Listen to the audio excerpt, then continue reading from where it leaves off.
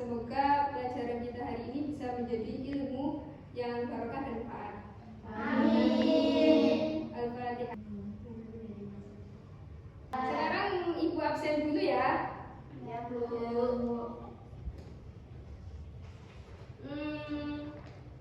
Aisyah, Hadir. Prima, Hadir. Papa, Hadir. Ica, Hadir. Najuni, Hadir. Sofi, Hadir. Ilun, Hadir. Nisa, Hadir. Dewi, Hadir. Zila. Hadir. Alhamdulillah hadir semua ya anak-anak. Iya, Ya, Bu. hari ini. Ya. Oke anak-anak, hari ini kita akan belajar pelajaran Sejarah kebudayaan Islam. Oke, sebelum kita masuk ke materi, Ibu Guru mau tanya dulu. Kalian pernah dengar gak nama ilmuwan Al-Khwarizmi sama Ibnu Sina? Ada yang sudah pernah dengar? Boten, Bu. Belum pernah? Belum. Ya, itu nama ilmuwan dari zaman masa keemasan Islam pada dinasti Abbasiyah. Ya, sebelum kita masuk ke materi, Ibu Guru akan menjelaskan tujuan pembelajaran kita pada hari ini. Yang pertama yaitu siswa diharapkan setelah mempelajari materi ini, siswa bisa menjelaskan latar belakang berdirinya dinasti Abbasiyah. Itu yang pertama. Yang kedua yaitu mengidentifikasi ciri-ciri masa keemasan Islam pada masa Abbasiyah. Yang ketiga, menyebutkan tokoh-tokoh ilmuwan dan kontribusinya pada masa Abbasiyah. Yang keempat, menampilkan simulasi atau role play metode kita hari ini tentang kehidupan dan perkembangan ilmu pengetahuan pada masa Abbasiyah dengan percaya diri. Dan tujuan pembelajaran yang terakhir yaitu meneladani sikap cinta ilmu, pengetahuan dan kerjasama. Yaitu semoga kalian bisa mencapai tujuan itu setelah mempelajari materi hari ini. Oke, langsung saja kita masuk ke materi kita hari ini ya, masa keemasan pada dinasti Abbasiyah. Yang pertama yaitu sejarah berdirinya Daulah Abbasiyah. Mbak Ica bisa dibaca?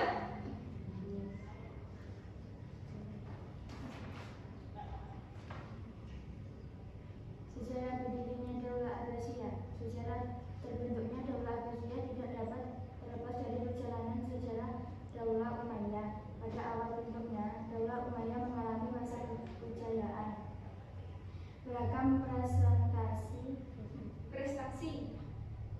Beragam prestasi mampu dicapai pemerintah Daulah Umayyah.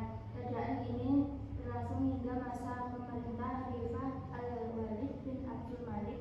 Setelah itu, kemunduran Daulah Umayyah makin tampak.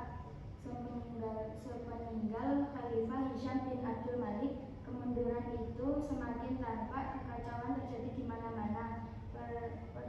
Pertikaian internal keluarga tak terhindarkan. Oke, cukup. Jadi sebelum ada Daulah Abbasiyah ini, sebelumnya ada Daulah apa namanya? Daulah Umayyah. Itu yang pemimpin yaitu Khalifah Al-Walid bin Abdul Malik. Setelah itu kemunduran Daulah Umayyah makin tampak. Sepeninggal Khalifah Hisham bin Abdul Malik, kemunduran itu semakin tampak. Kekacauan terjadi di mana-mana. Ketika yang internal keluarga tak terhindarkan. Ya, ini jadi beberapa penjelasan, sedikit penjelasan dari sejarahnya berdirinya Daulah Abbasiyah. Ya, selanjutnya yaitu proses berdirinya Daulah Abbasiyah. Mbak Dewi bisa dibaca? Proses berdirinya Daulah Abbasiyah. Berdirinya Daulah Abbasiyah menandai babak baru dalam sejarah politik Islam yang membawa perubahan besar dibandingkan pemerintahan sebelumnya. Dinasti ini didirikan oleh keturunan Abbas bin Abdul Muthalib dan berkuasa dalam waktu yang sangat panjang, dengan Baghdad sebagai pusat pemerintahan dan wilayah kekuasaan yang luas.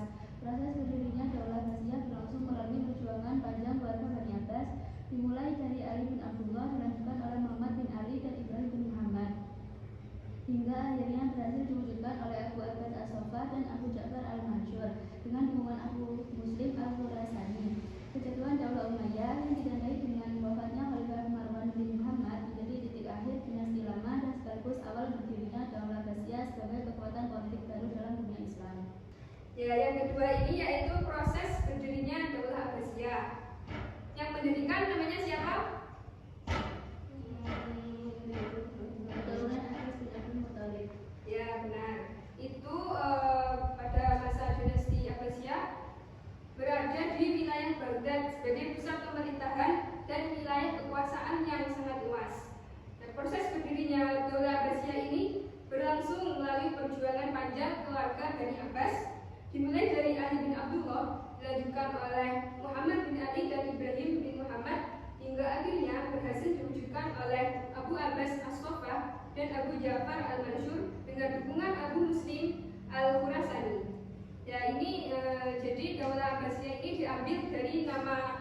yang mendirikan ya, kan ada keturunan Abbas bin Abdul Muthalib ya. Jadi Abbasiyah itu diambil dari nama itu, nama yang mendirikan. Selanjutnya kejatuhan Daulah Umayyah yang ditandai dengan wafatnya Khalifah Marwan bin Muhammad menjadi titik akhir dinasti lama dan sekaligus awal berdirinya Daulah Abbasiyah sebagai kekuatan politik baru dalam dunia Islam. Yang selanjutnya masa keemasan Islam. Mbak Najmi dibaca. Masa keemasan Islam. Masa keemasan Islam adalah masa kejayaan peradaban Islam yang ditandai dengan kemajuan di berbagai bidang seperti ilmu pengetahuan, pendidikan, kebudayaan, ekonomi, dan teknologi. Masa ini terjadi terutama pada pemerintahan Khalifah Harun al-Rasyid dan Khalifah al-Ma'mun. Ya, di sini di masa keemasan Islam ada tanda-tandanya atau ciri-cirinya, yaitu seperti ilmu pengetahuan, pendidikan, kebudayaan, ekonomi, dan teknologi. Yaitu tanda-tanda itu termasuk tanda kemajuan pada masa keemasan Islam atau pada masa dinasti Abbasiyah. Ya, masa ini terjadi terutama pada pemerintahan Khalifah Harun al-Rasyid dan Khalifah al-Ma'mun. Khalifah Harun al-Rasyid ini tokoh yang sangat terkenal pada masa dinasti Abbasiyah itu karena membawa kemajuan, ya ini tadi ciri-cirinya seperti ilmu pengetahuan, pendidikan, kebudayaan, ekonomi, dan teknologi. Yang selanjutnya yaitu kemajuan pengetahuan dan kebudayaan Islam masa Daulah Abbasiyah. Mbak Rima bisa dibaca? Kemajuan pengetahuan dan kebudayaan Islam masa Daulah Abbasiyah.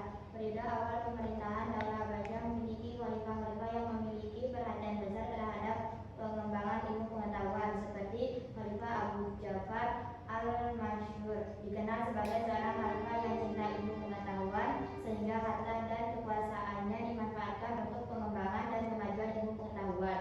Pada periode inilah landasan bagi pengembangan ilmu pengetahuan disiapkan.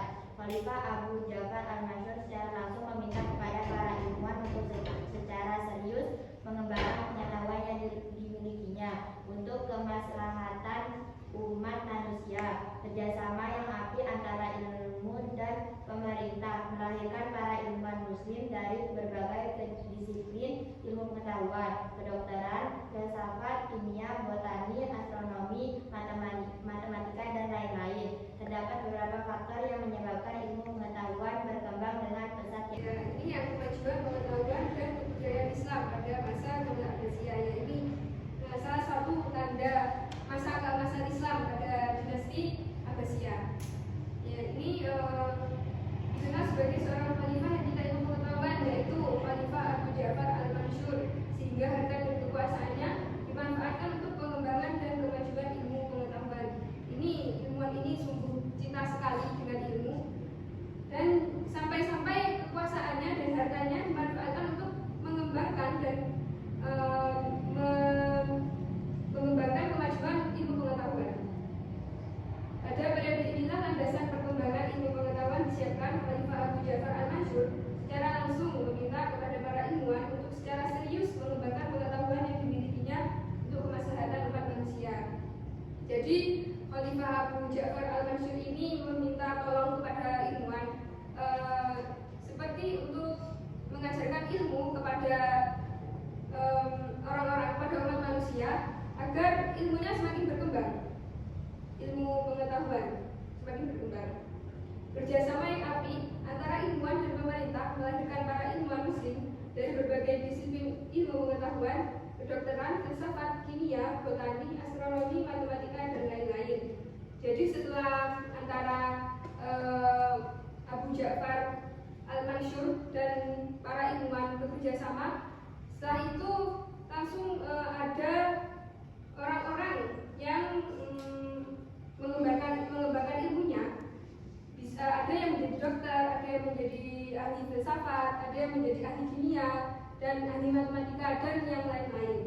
Intinya mencetuskan ilmuwan-ilmuwan baru. Terdapat beberapa faktor yang menyebabkan ilmu pengetahuan berkembang dengan pesat, yaitu terjadinya asimilasi budaya, bahasa, pengetahuan antara bangsa Arab dengan bangsa yang lainnya.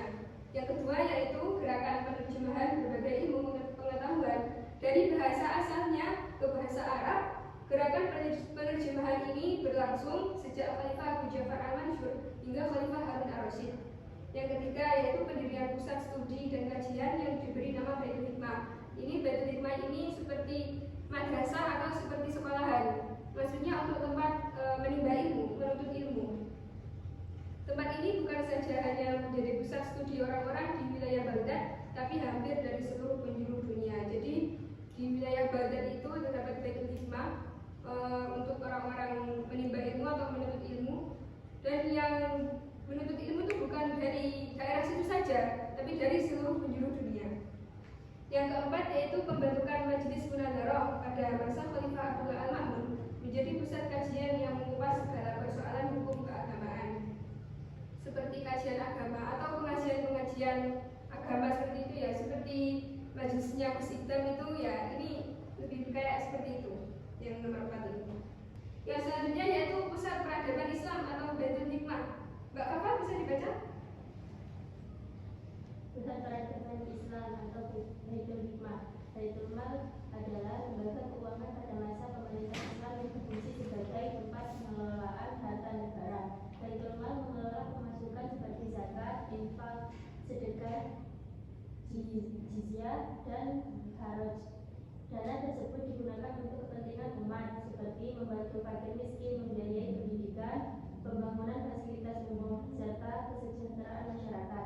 Pada masa dinasti Abbasiyah, Baitul Mal berperan penting dalam mendukung kemajuan peradaban Islam dengan membiayai kegiatan sosial, pendidikan, dan pengembangan ilmu pengetahuan. Sudah? Ini Baitul Hikmah ya. Ini tempat bukan hanya tempat menuntut ilmu saja ternyata. Ternyata di sini juga tempat untuk mengelola pemasukan seperti zakat, infak, sedekah, jizyah, dan juga kharaj. Dana tersebut digunakan untuk kepentingan umat seperti membantu fakir miskin, membiayai pendidikan, membangun fasilitas umum, serta kesejahteraan masyarakat. Pada dinasti Abbasiyah ini, Baitul Hikmah berperan penting dalam mendukung kemajuan peradaban Islam dengan membiayai kegiatan sosial, pendidikan, dan pengembangan ilmu pengetahuan. Yang terakhir yaitu kesimpulannya yaitu masa keemasan pada dinasti Abbasiyah merupakan periode kejayaan peradaban Islam yang ditandai dengan kemajuan pesat di bidang ilmu pengetahuan, pendidikan, kebudayaan, dan juga sosial. Dukungan para khalifah terhadap kegiatan keilmuan melahirkan banyak sekali ilmuwan-ilmuwan yang besar dan pusat-pusat peradaban yang berpengaruh hingga ke dunia barat. Dari masa ini, umat Islam dapat meneladani semangat cinta ilmu, kerja keras, toleransi, dan kerjasama untuk membangun kehidupan yang maju dan bermartabat. Gimana anak-anak sudah paham semua ya materinya? Insya Allah. Ada yang ditanyakan? Saya Bu, saya. Ya silakan Najmi mau tanya apa? Apa itu jizyah? Jizyah itu pajak. Jadi di Baitul Hikmah itu juga mengelola perpajakan, perpajakan daerah sana. Paham ya? Ya Bu. Oke anak-anak, kalau sudah paham semua, kita langsung ke metode kita hari ini, yaitu metode simulasi. Metode simulasi itu memerankan peran. Ya, Ibu kan sudah mengasihkan kalian dialog. Ya, nanti dialog itu yang akan kalian perankan di depan sini, di depan teman-teman kalian. Ya, tapi Ibu mau bagi kelompok dulu ya. Sebelumnya.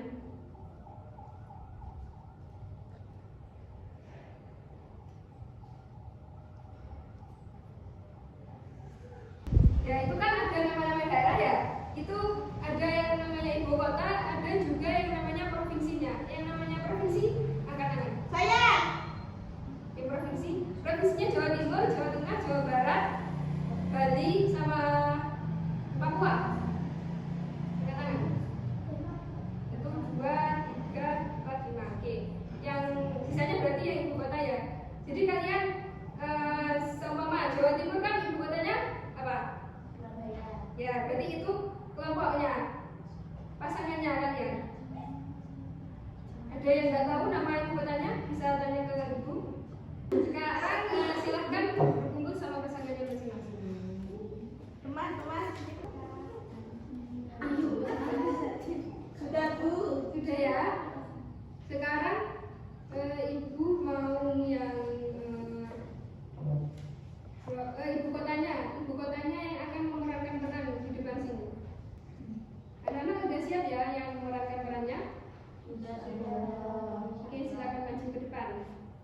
juga ke teman kalian ya.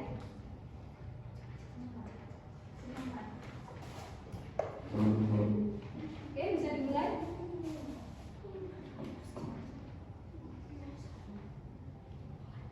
Anak-anak, hari ini kita akan melakukan simulasi tentang masa keemasan Islam pada masa dinasti Abbasiyah. Silakan menerangkan toko masing-masing dengan baik ya. Baik, Guru.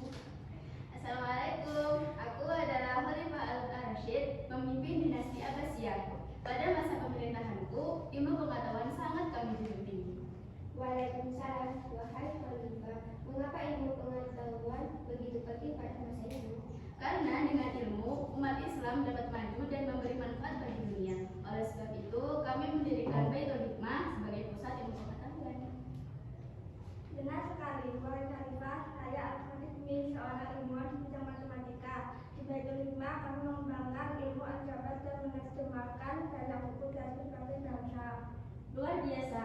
Jadi kemajuan ilmu pengetahuan pada masa Abbasiyah berasal dari dukungan pemerintah. Ya, pemerintah sangat mendukung para ilmuwan dengan fasilitas dan kebebasan berpikir. Apa dampak dari kemajuan tersebut bagi dunia? Ilmu pengetahuan Islam menyebar ke Eropa dan menjadi dasar pengembangan ilmu modern. Oke, tepuk tangan.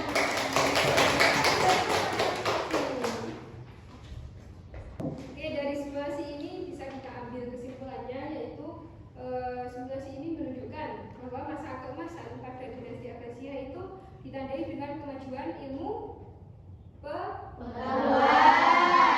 pengetahuan, kemudian dukungan terhadap ilmuwan dan berdirinya pusat-pusat pendidikan yang berpengaruh hingga ke dunia barat. Jadi setelah kalian melakukan simulasi ini, Bu Guru ingin kalian diskusi dengan teman kelompok kalian masing-masing tentang makna dan pelajaran yang bisa kita ambil dari simulasi yang diperankan oleh teman-teman ini tadi. Silakan diskusi dengan teman kelompoknya.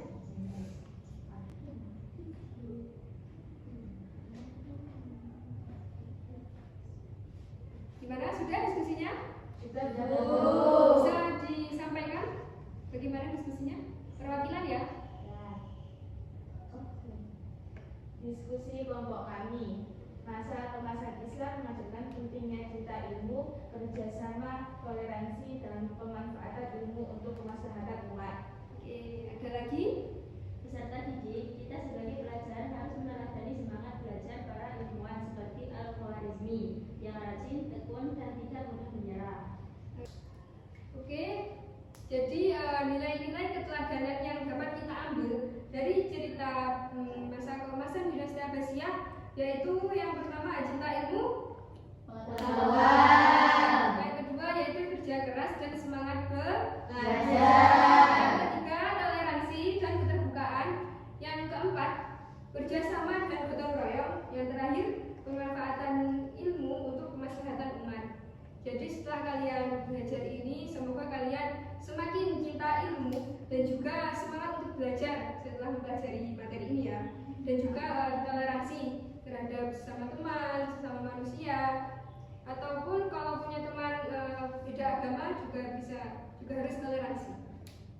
Oke anak-anak, selesai juga pelajaran kita hari ini. Sebelum kita tutup pelajaran pada